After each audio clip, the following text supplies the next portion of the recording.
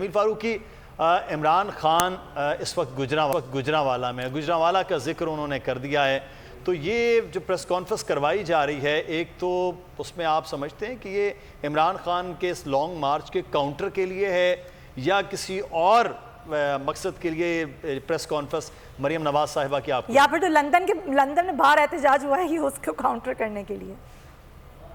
نہیں، یہ کاؤنٹر کیا کریں گے، ڈیمیج کنٹرول ٹیکٹکس ہیں، اپنا پھیلایا ہوا رہتا ہے، اس کو یہ سنبھال نہیں پا رہے ہیں۔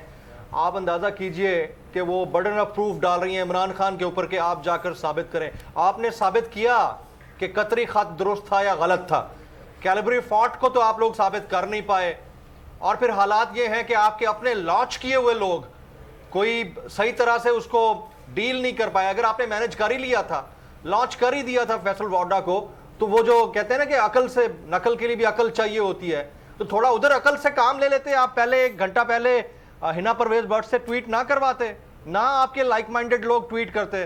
تو یہ اپنی خفت مٹا رہی ہیں وہاں بیٹھ کے، ان کو نظر نہیں آ رہا کہ گجرانوالہ میں لگتا ہے ان کو کہ چھوٹی چھوٹی ٹولیوں میں لوگ ہوں گے، تو ان کی نظر میں چھوٹی چھوٹی ٹولیاں ہوں گی، لیکن ہے بہت بڑا یہ تھریٹ اس گورنمنٹ کے لیے۔ اور یہ سپوکس پرسن تو نہیں ہے نا، مریم نواز کس کیپیسٹی میں بیٹھ کے پریس کانفرنس کر رہی ہیں وہاں سے، کس کیپیسٹی میں؟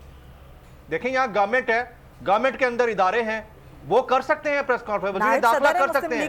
مریم نواز شریف صاحبہ کس کیپیسٹی میں کر رہی ہیں؟ جی پی ٹی وی نشر کرتا ہے، نائب صدر ہے مسلم لیگ نون کی جمیل۔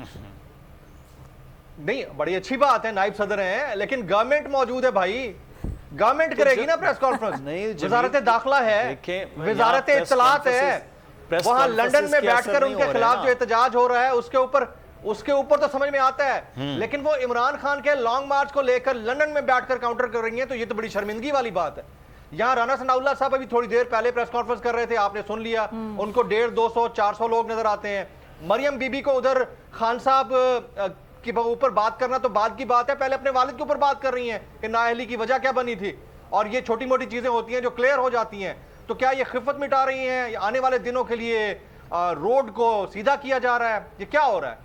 تو حالات تو آپ کے ملک کے اندر جو اس وقت کیفیت ہے اس کو ریپرزینٹ کر رہے ہیں نا۔ لندن پلان یہاں پاکستان میں کس طرح کام کرے گا؟ میری سمجھ سے پی ٹی آئی کا حقیقی آزادی مارچ صرف بول دکھا رہا ہے۔ 24 گھنٹے حقیقی آزادی مارچ، سب سے زیادہ ریلز اور سب سے زیادہ ریٹنگز کے ساتھ بول رہا نمبر 1۔ سبسکرائب کریں اور بیل دبائیں تاکہ کوئی خبر رہ نہ جائے۔